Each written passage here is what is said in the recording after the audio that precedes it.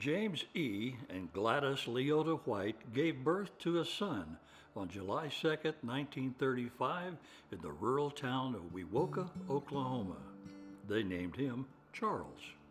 We know him as Charles White. Soon the family moved to Oklahoma City. James worked as a meat cutter. Gladys cared for the home.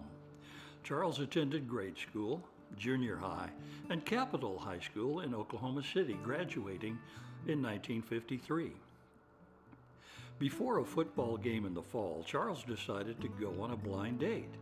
He had no idea it was the first date with his future wife, Catherine. Neither Charles nor Catherine recall who won the football game that night, but they both remember how they felt that evening.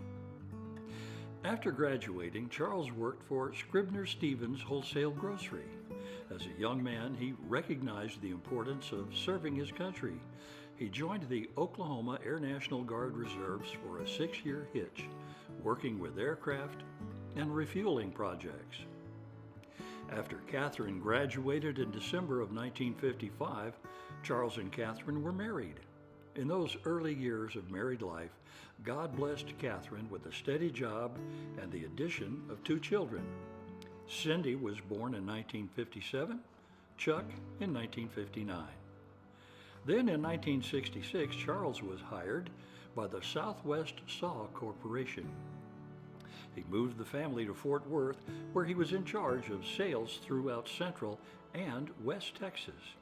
4.5 years later, he was made Vice President of Southwest Saw. Next stop, Houston. The family settled in Pearland and immersed themselves in their community and the First Baptist Church of Pearland. Charles taught Sunday school. He also worked in the benevolence ministry as well as the church's recreation ministry and softball. He became a deacon in 1996. After a very successful 32-year career at Southwest Saw, Charles retired. They decided they wanted closer ties to family and moved to Longview. Sometime in January of 1999, Charles and Catherine sensed God was leading them to unite with the Oakland Heights Baptist Church family. It didn't take long that they were very active in church. Charles had a real love for Jesus Christ, and he was a true disciple.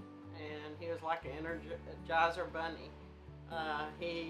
Whatever needed to be done, whether it was visiting or stepping in to help with manual labor or whatever, Charles was going to be there to help. First thing I remember about Charles is definitely that he was a jokester. He liked to pull jokes on people, he likes to laugh, but he loves the Lord. And he's very adamant about wanting people to know the Lord. He's a man that is a man of service. He would serve anywhere. I used to joke with him and Mom both a lot about the fact they cannot say no, and it turned out, for him that was a great thing because he is willing to do just about anything that he was ever asked to. Charles was added to the deacon body and enthusiastically began to serve. As a gifted and experienced Sunday school teacher, he took on a young marriage class. He served for many years with Benevolence Committee. Charles adopted the mantra, helping others with vigor, and set an example of service to others with his actions. His willingness to invest in serving others resulted in some of the greatest impact at Oakland Heights. Even though his service came during the twilight of his retirement, he served with the Oakland Heights mission team in Belize and with the Texas Baptist Men Disaster Relief in serving Katrina evacuees. Charles served several years on the Mission Action Committee as an usher, greeting visitors and members alike on Sunday, always with his big smile. He was very active in helping the decorating committee with projects such as painting, cleaning the sanctuary during the remodeling effort in 2008. He was often seen around the church during the week, taking care of whatever needed to be done. When you have something to do and need to do it, do it. When you're helping somebody, I don't consider it work. He was always serving people and he always loved to be around people. I think they'll remember his funny disposition. I think they'll remember that he genuinely loved people. And it started back when we would go camping, but he always told us to leave someplace better than we found it. And I think his legacy will be that that's exactly what he did. Charles just, I think, had a real urgency to be a true disciple of the Lord. And he just made it his mission to love people and to love others and to help others. And there just never was a time when he wasn't around to walk in and say, I'm ready to work. I would say that Charles has left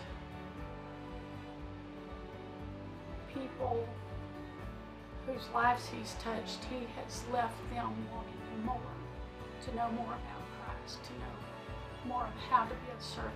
How do you do that? And Charles is one that would show you how to do that. And I think that's how he has touched and left his legacy on people, is to touch their lives. When we think about the legacy of Charles White, he paints a very distinct picture of service, blending his kind, loving disposition with a willingness to invest in others as a benchmark of Charles White's life. He reminds us all that by his actions, there is nothing greater than to do something for others. A person's most useful asset is not a head full of knowledge, but a heart full of love, an ear ready to listen, and a hand willing to help others. Tonight, we are proud to recognize Charles White as a 2019 Legacy Honoree.